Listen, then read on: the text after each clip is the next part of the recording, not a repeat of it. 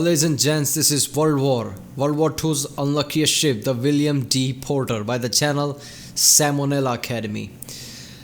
World War II. I remember one incident where a Japanese battleship called Yamato, which was the biggest battleship of World War II, I think, which housed about 3,000 crew members. It was sank by US's jet plane, some kind of torpedo planes or something like that. It was sank like that. So near 2,500 people drowned. Only 200 or 300 or something like that were rescued. That's the biggest, biggest disaster in deaths in World War II in battleships, and that was the biggest battleship of the World War II, the Japanese one. That was just effed up because 2,500. When you know the numbers of World War II deaths, you're like 2,500. That's not much. But this we are talking about just one battleship. That was a humongous battleship, and 2,500 drowned.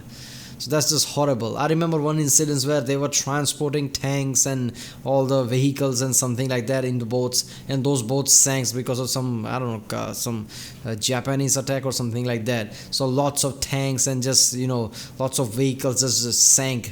So it's just ridiculous. All those resources just going down in the sea, all those tanks. There was tons of equipment there. Let's watch this video. This video is sponsored by Skillshare.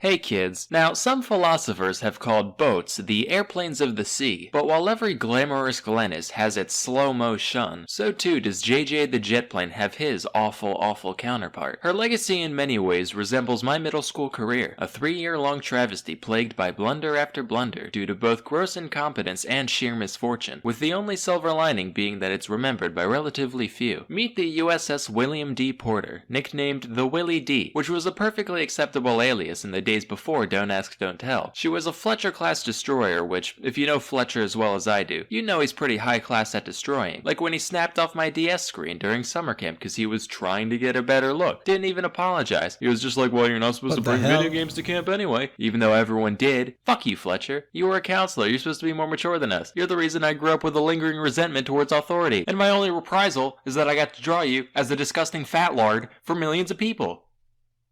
Actually, I think his name might have been Eric. Anyway, in July of 1943... I love the way he just says all this. Fuck you, Fletcher. It's just great. Oh, man. This is the last video that this channel uploaded, and it was in last January. It's been a year. I don't know what happened to Sam, but, he stopped uploading videos. He really makes great content.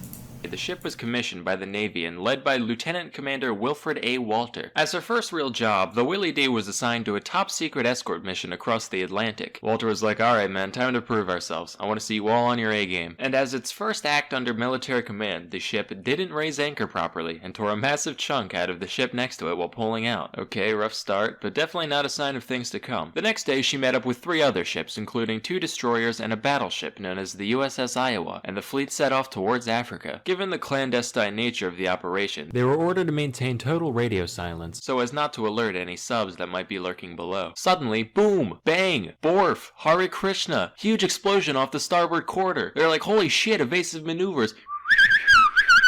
But after however many minutes, the transmission comes in saying, hi, this is Wilfred D of the Willie Walter.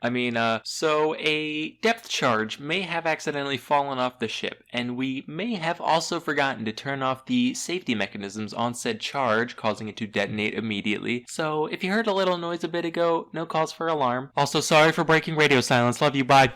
Shortly thereafter, a strange phenomenon. You got to be kidding me. Tell me this is a joke. This is during World War II, of all times. During World War times. Oh my god, how is this impossible? This level of incompetence.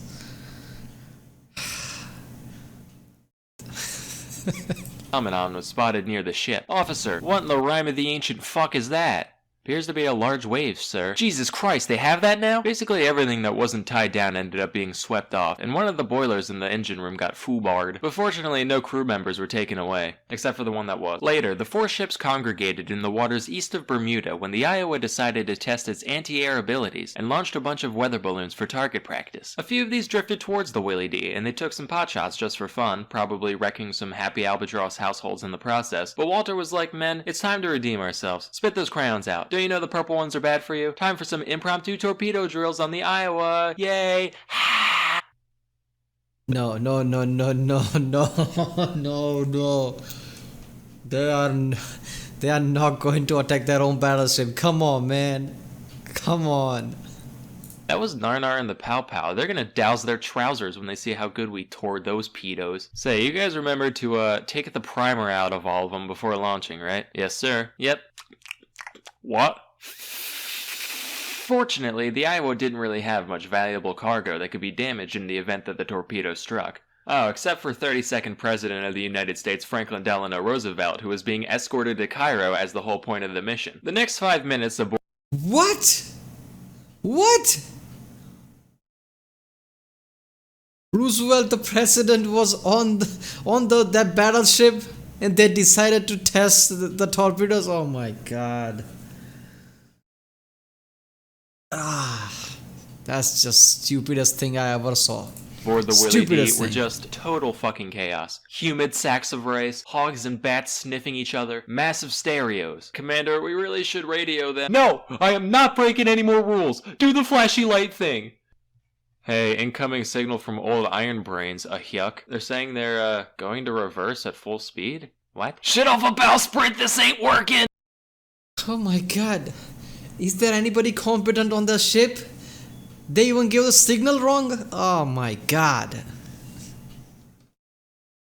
Fine, call him! FaceTime, Uvu, I don't give a hoot! The transmission arrived in the nick of time, and the torpedo detonated a safe distance away in the Iowa's wake. Of course, that didn't stop the entire crew of the Willie D from being arrested for, you know, shooting a torpedo at the president. Lawton Dawson. Yeah, I mean, yeah, come on.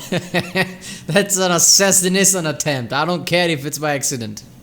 Dawson, the Elmer's eater from earlier, was initially sentenced to 14 years hard labor, till FDR came out and was like, no, it's okay, boys will be boys. But we are sending you and the rest of Carnival Cruise Line to Alaska where there's fewer things to ruin by being yourself. Get it, Carnival Cruise Line? Cause you're the worst, and also clowns. So they kicked it for a while in the Aleutians, otherwise known as the tale of the pregnant rat that makes up Alaska. This went on mostly without incident, except for when they were anchored outside an officer's home during a New Year's Eve party, and a sailor got drunk and decided to fire off one of the 5-inch guns for a laugh, ended up sending a bunch of his geranium straight to hell where they belong. Other than that, smooth sailing. Then they hung out at the Philippines for a bit before Central Command was like, alright, looks like you smooth skins are ready for actual missions again. Except you're going to clown Smooth college. skins. And the Willie D was sent to the Battle of Okinawa under the leadership of some guy named Charles. Here they actually did some worthwhile stuff until June 10th, 1945, when a kamikaze began to dive towards them. They weren't able to shoot it down, probably because it wasn't American, but it crashed in the water some ways away. They were like, phew, crisis averted, turned their attention elsewhere, unintentionally driving right over where the bomber landed. The plane was like, the hell?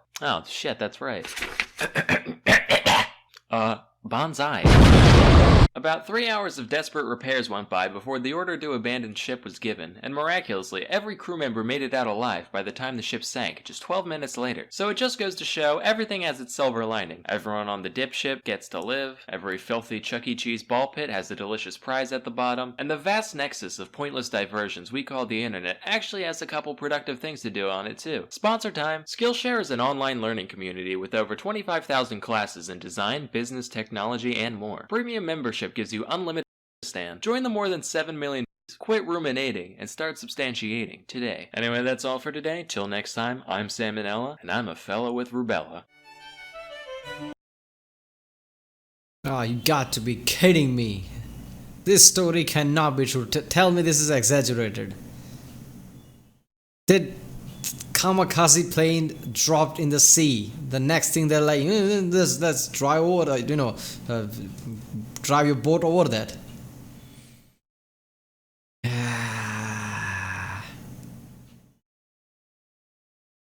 This was stupid.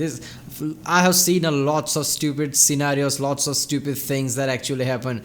This is the worst of all of them. Especially it's around the time of World War II. You kidding me? You can't be that level of incompetent. I'm pretty sure if they would have picked up people from the street, just normal civilians, they would have been more competent than these people were.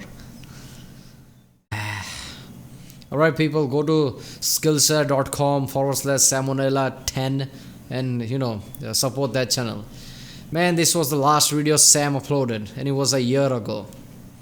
I hope it didn't stop completely, it's just a hiatus. Alright, if you like my reaction, please don't forget to like and subscribe.